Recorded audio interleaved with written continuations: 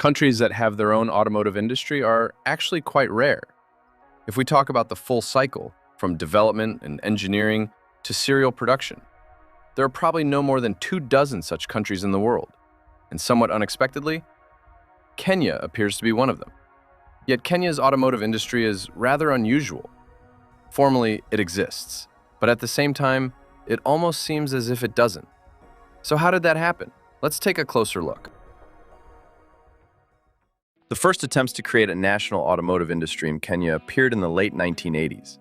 They were closely connected with the country's second president, Daniel Arap Moi. Moi dreamed of major reforms that could turn Kenya into one of the leading nations on the African continent. In that context, the idea of building a national car industry seemed like a logical step. In many ways, Moi was inspired by the example of Malaysia, which introduced its first national car in 1985, the Proton Saga. That project showed that even developing countries could produce their own automobiles. However, the Malaysian company Proton relied heavily on technological support from Mitsubishi. Daniel Moi wanted to follow a different path. He believed that Kenya was capable of developing its own car without relying on foreign partners. The project was called Nyayo, after the president's political slogan. The word Nyayo in Swahili means footsteps and was used in the phrase following in the footsteps, referring to the legacy of Kenya's first president, Jomo Kenyatta. The slogan symbolized continuity and the idea of moving the country forward. That is why the name Nyayo was given to the state-owned company Nyayo Motor Corporation, which was tasked with developing Kenya's first national automobile, the Pioneer. To turn these ambitious plans into reality, President Moi entrusted the project to a rather formidable figure, Nicholas Biwott. Over the years, Biwott held several key positions in government, worked in the presidential administration, headed multiple ministries, served as a member of parliament, and was considered one of the richest businessmen in the country. In terms of influence, he could rival even the president himself. Later, Biwott would indeed begin to interfere actively in the development of the Nyayo Pioneer project. But in 1986, he fully supported Moi's initiative and promised that Kenya would soon become a car-producing nation. Using his connections and political influence, Biwott assembled a consortium of several organizations and divided the work between them. The engineering faculty of the University of Nairobi was tasked with developing the car itself. The railway company Kenya Railways provided its workshops for assembling the first prototypes. The project also involved the Kenya Polytechnic, the National Council for Science and Technology, and even the Ministry of Defense. The task facing the developers was, to put it mildly, extremely difficult. With virtually no prior experience, they had to create not only a sedan and a pickup truck, but also their own engine and gearbox.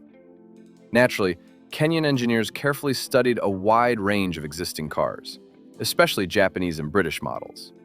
As a result, the Nyayo Pioneer ended up looking very much like a typical Japanese car of the mid-1980s. The developers actually considered this an advantage, since Japanese cars had an excellent reputation in Kenya. However, the lack of experience among the workers at Kenya Railways, who were responsible for assembling the pre-production prototypes, quickly became apparent. The body panels, hand-formed in the workshops, did not fit together very well, which made the car look more like a homemade prototype. In truth, that is essentially what it was.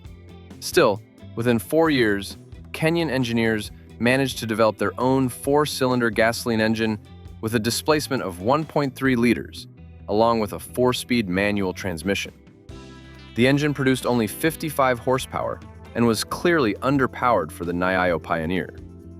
Even so, the car could reach speeds of up to 120 kilometers per hour, something the developers were quite proud of. At the same time, the project slogan, "Made in Kenya by Kenyans," turned out to be more of an ideal than a reality. Around 40% of the components were imported, including the carburetor, tires, brake parts, electrical equipment, and a number of other elements. As the project progressed, it became clear that completely eliminating foreign components was practically impossible. By 1991, 5 pre-production Nyayo Pioneer vehicles had been built, 4 sedans and 1 pickup. Despite a long list of early problems, the car might eventually have been refined and improved. But the fate of the project was sealed during a public presentation at Kasarani Stadium on the outskirts of Nairobi. While the sedan performed reasonably well, the pickup broke down after traveling less than half a kilometer. And it was precisely the pickup that Nicholas Biwott had pinned his greatest hopes on. He believed that vehicles of this type would be in demand across the entire African continent. After this failure, Biwott lost his temper, accused the developers of sabotage, and almost immediately announced that the project would be shut down. Not even President Moi was able to change his decision. Or perhaps he simply chose not to. All 5 pre-production Nyayo Pioneer cars have survived to the present day. Today they are stored at a Kenya Railways warehouse. From time to time they appear at vintage car rallies, where they never fail to surprise spectators. Many Kenyans still do not even know that the first automobile ever created in their country was the Nyayo Pioneer. Today, however, the car is little known even within Kenya itself. Most Kenyans believe that the country's first national car was the Mobius one, and that the first Kenyan car manufacturer was Mobius Motors, a company founded in 2009 by British entrepreneur Joel Jackson. Jackson had worked in Kenya for many years and came to the conclusion that the country needed extremely simple, cheap, and durable vehicles capable of handling local roads. This led to the creation of the Mobius One, an extremely basic vehicle with a minimal set of features assembled almost entirely by hand. The car used Japanese components from Toyota, including a 2-liter engine and a 5-speed manual transmission. The vehicle had no window glass, no air conditioning, no audio system, and not even proper interior trim. The promised price was just $6,000. In reality, however, the price had to be raised to nearly $10,000, and for Kenya, that was already a serious amount of money. Buyers were not particularly eager to spend it. The strategy of extreme simplicity combined with a not-so-low price did not work. Nevertheless, Joel Jackson's company did not lose enthusiasm. In 2015, a more developed model appeared, the Mobius 2. It remained simple, but looked far more like a conventional car. The price increased by only $2,000, and Kenyan buyers received the second model much more warmly. This allowed Jackson to attract investors, and for a time, Mobius Motors seemed to be doing quite well. Jackson even planned to build a small car factory in Nairobi that could produce up to 250 vehicles per month. However, it soon became clear that competing with the huge number of used cars imported from Japan and the United Kingdom, which dominate the Kenyan market, was extremely difficult.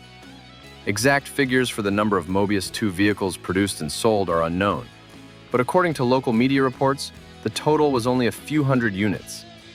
Even so, for Kenya, this was still considered a small but genuine series production. The next SUV, the Mobius 3, was no longer the company's own design. In essence, it was the Chinese off-road vehicle Beijing BJ40, itself a clone of the Jeep Wrangler. The vehicle itself was not bad and would have suited African conditions quite well, but there was one problem: the price. The car cost more than $30,000, which immediately turned it into a niche product. For most Kenyan buyers, such a vehicle was simply unaffordable. And this also contradicted the original philosophy of Mobius Motors, which had been founded to offer simple and affordable vehicles to Kenyan customers. Financial difficulties, problems with the tax authorities, and falling demand eventually led to the closure of Mobius Motors in the summer of 2024. The most recent attempt to create yet another national Kenyan car also ended in failure. This time the project was not backed by the government or a large business, but by an ordinary resident of the town of Nyahururu, Samuel Njogu. According to him, he understood better than anyone what kind of car the average Kenyan driver actually needed. Njogu assembled a small team of 15 people and founded a company called Sagak Auto Tech. The main selling point of the future vehicle was supposed to be its price. To make the car as cheap as possible, the developers tried to save money on almost everything. Most of the parts for the future vehicles were purchased from scrapyards and recycling depots. The design of the car was extremely simple. At its core was a welded tubular frame covered with steel panels. Exactly which engines and gearboxes were used in the assembled Laikipia BJ50 vehicles is not known.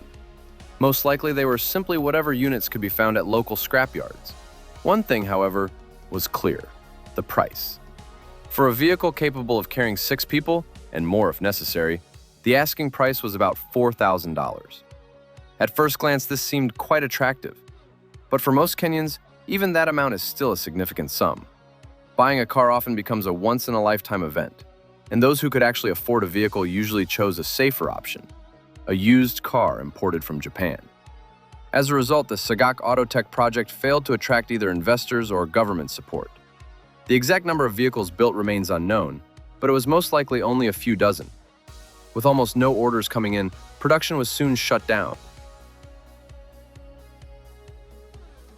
Kenya's automotive industry is therefore a rather curious phenomenon. In a way, it exists, and at the same time, it almost doesn't. Still, the persistence of the Kenyan people deserves recognition. Even with limited resources, there are repeated attempts to create a truly national automobile. And something suggests that these attempts will continue, and that it is still far too early to place a final period in the story of Kenya's automotive industry.